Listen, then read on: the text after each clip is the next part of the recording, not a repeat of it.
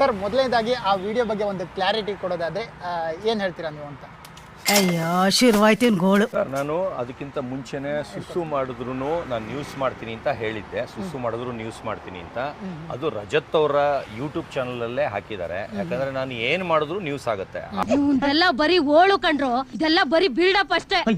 Intention ಇಂದ ನಾನು ಸುಸ್ಸು ಮಾಡಿದ್ರು ನ್ಯೂಸ್ ಮಾಡ್ತೀನಿ ಅಂತ ಸುಸ್ಸು ಮಾಡಿದ್ರು ನ್ಯೂಸ್ ಮಾಡಿದೆ. ಅದ್ರಲ್ಲಿ ಏನ್ ತಪ್ಪಿದೆ? ನಿಮಗೆ ಕ್ವಶನ್ ನಾನು ಕೇಳ್ತಾ ಇದ್ದೀನಿ. ಓಕೆ, ನೀವ್ ಹೀಗೆ ಅಂತ ಗೊತ್ತಿರ್ಲಿಲ್ಲ ಸರ್. ನೀವ್ ಹೇಳಿ ಸರ್, ಬಟ್ಟೆಯಿಂದ ಬಡತನ ಸೆಲ್ ಫೋನ್ ಇಂದ ಶ್ರೀಮಂತಕನ್ನ ಕಂಡಿಡಿಯಕಾಯ್ತದ ಸರ್? ನೀವು ಸುಸ್ಸು ಮಾಡೋದೇನು ತಪ್ಪಿಲ್ಲ, ಹೌದು, ಅದು ಕಾಮನ್, ಎಲ್ಲರೂ ಮಾಡ್ತಾರೆ. ಹೌದು.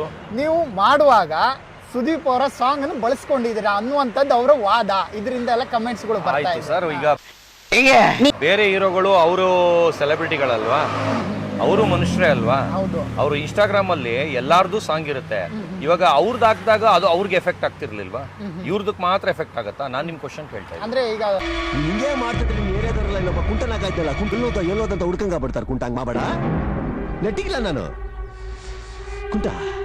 ಜನ ಮೊದಲೇ ನನ್ನ ಕರಿಯೋದೇ ಹುಚ್ಚ ಅಂತ ಹಾಕೋಣ. ಬೇಕಾದ್ರೆ ಕೇಳು, ಹೇಳ್ರು. ಸುಸ್ಸು ಮಾಡುವಾಗ ಹಾಕೊಂಡಿರುವಂತದ್ದು ನನ್ನ ಇಷ್ಟ ಸರ್, ಅದ್ರಲ್ಲಿ ತಪ್ಪೇನಿದೆ? ಸುಸ್ಸು ಮಾಡೋದು ಅಫೆನ್ಸ್ ಅದು ಅವ್ರ ತಪ್ಪು ಅನ್ನುವಂಥದ್ದು ಅವ್ರ ವಾದ. ಅದಕ್ಕೆ ಅದರಿಂದ ಏನೆಲ್ಲ ಆಯ್ತು? ಅವ್ರ ವಾದ. ನನಗೆ ಅದು ಏನು ಅಫೆನ್ಸ್ ಅನ್ಸೇ ಇಲ್ವಲ್ಲ. ಆಮೇಲೆ ನಾನು ಯಾರ ಹೆಸರು ಮೆನ್ಷನ್ ಮಾಡಿಲ್ಲ, ಏನಿಲ್ಲ. ಆಮೇಲೆ ಆತರ ಆಗುತ್ತೆ ಅನ್ನೋದು ನನ್ಗೆ ಗೊತ್ತಿಲ್ಲ. ನನಗೆ ಆ ಇದಕ್ಕೆ ಅದು ಮ್ಯಾಚ್ ಆಗಿತ್ತು ಅಂತ ನಾನು ಹಾಕೊಂಡೆ. ಇನ್ಸ್ಟಾಗ್ರಾಮ್ ಏನು ಯಾರ ಅಪ್ಪಂದು ಅಲ್ಲ. ದೊಡ್ಡ ಜ್ಞಾನಿ ತರ ಮಾತಾಡ್ತಾವನಲ್ಲಪ್ಪ.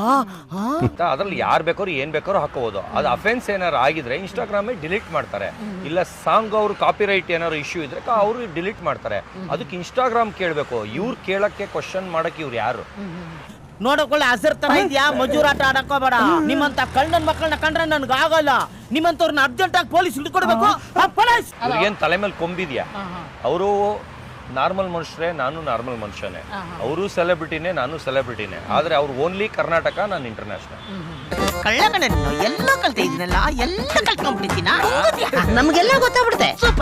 ಓಕೆ ಸರ್, ಈಗ ಆ ವಿಡಿಯೋಸ್ ಇಂದ ಅವ್ರ ಕಮೆಂಟ್ಸ್ ಇಂದ ನಿಮ್ಗೆ ಏನೆಲ್ಲ ತೊಂದರೆ ಆಯ್ತು ಅವ್ರ ಕಡೆಯಿಂದ ಅನ್ನುವಂಥದ್ದು ವಿಚಾರ ಹೇಳೋದಾದ್ರೆ? ನನಗೆ ಒಂದು ಪೈಸನು ತೊಂದರೆನೇ ಆಗಿಲ್ಲ. ಆರಾಮಾಗಿ ಬಿಂದಾಸಾಗಿ ಓಡಾಡ್ಕೊಂಡಿದ್ದೀನಿ.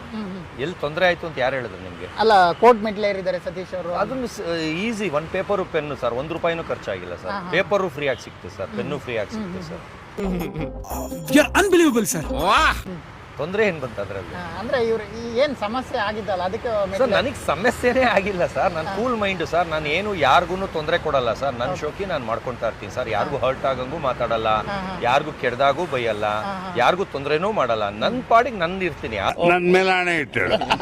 ಆದ್ರೆ ನನಗೆ ಕೊಚ್ಚೆಗಳಿರ್ತಾರಲ್ಲ, ಬಂದು ಕೆದಕ್ತಾರೆ. ಅವ್ರು ಬರೀ ಒಂದೇ ಒಂದು ಸ್ಕ್ರಾಚ್ ಮಾಡಿದ್ರೆ ನಾನು ತಿಮ್ಮಿಂಗ್ಲ ತರ ನುಂಗ್ಕೊಳ್ತೀನಿ. ಅವರು ಇಲ್ಲಿಗಲ್ ಕೆಲಸ ಮಾಡ್ತಾರೆ, ನಾನು ಲೀಗಲ್ ಆಗಿ ಏನ್ ಮಾಡ್ಬೇಕು ಕಾನೂನು ಪ್ರಕಾರ ಮಾಡ್ತಾ ಇದ್ದೀನಿ. ನೋಡೋಣ, ನಿನ್ ಮಾತ್ ಕೇಳಿ ಕತ್ತೇನು ಕೋಪಿಸ್ಕೊಂಡ್ಬಿಡ್ತು. ಅಂದ್ರೆ ಅವರು ಕಮೆಂಟ್ಸ್ ಇದೆಯಲ್ಲ, ಆ ಕಮೆಂಟ್ಸ್ ಏನೆಲ್ಲ ಕಮೆಂಟ್ಸ್ ನಿಮಗೆ ಬಂದಿದೆ? ಅಂದ್ರೆ ಏನಾದ್ರು ಬೆದರಿಕೆ ಬಂದಿದೆಯಾ, ಅಲ್ಲ ಕೊಲೆ ಆ ತರದ್ದೆಲ್ಲ ಬಂದಿದೆ? ಅದ್ರ ಬಗ್ಗೆ ಹೇಳೋದಾದ್ರೆ ಅಂತ. ಅಲ್ಲ, ಕೊಲೆ ಬೆದರಿಕೆ 506 ಎಲ್ಲ ಹಾಕಿದ್ದೀನಿ ಸರ್. ಕೊಲೆ ಬೆದರಿಕೆ ಹಾಕಿದ್ದೀನಿ, ಅವ್ಯಾಚ ಶಬ್ದ, ಆಮೇಲೆ ಎದುರಿಸೋದು, ಅಟ್ಯಾಕ್ ಮಾಡೋದು, ನನ್ನ ಫ್ರೆಂಡ್ಸ್ಗಳಿಗೆಲ್ಲ ಮಿಸ್ಯೂಸ್ ಮಾಡಿರೋದು, ಫ್ಲರ್ಟ್ ಮಾಡಿರೋದು, ಅವ್ರಿಗೆಲ್ಲ ಕೆಟ್ಟ ಮೆಸೇಜ್ ಮಾಡಿರೋದು ಲೇಡೀಸ್ಗೆ. ನಂಬೋದಕ್ಕೆ ಅಸಾಧ್ಯವಾದ ವಿಷಯ ಹೇಳ್ತಾ ಇದ್ದೀರಿ. ಅವರೆಲ್ಲ ಮಿಡಲ್ ಫಿಂಗರ್ ಎಲ್ಲ ತೋರಿಸಿರೋದು ಅವ್ರಿಗೆ. ಅಂದ್ರೆ ಆ ತರ ಥರ್ಡ್ ಕ್ಲಾಸ್ಗಳೇ ಬೇರೆ. ನಾನು ಆ ಕ್ಯಾಟಗರಿ ಅಲ್ಲ. ನಾವು ಹೆಣ್ಣು ಮಕ್ಳಿಗೆ ಗೌರವ ಕೊಡೋ ಕ್ಯಾಟಗರಿ ಅವರು. ಇಲ್ಲ ಸರ್, ಸುಳ್ಳ ಅವ್ರು ಆತರ ಎಲ್ಲ ತುಂಬಾ ಅಲ್ಕ ಕೆಲಸ ಮಾಡಿದ್ದಾರೆ. ಈಗ ಅವರಿಂದನೂ ಒಂದು FIR ಆಗ್ತಾ ಇದೆ.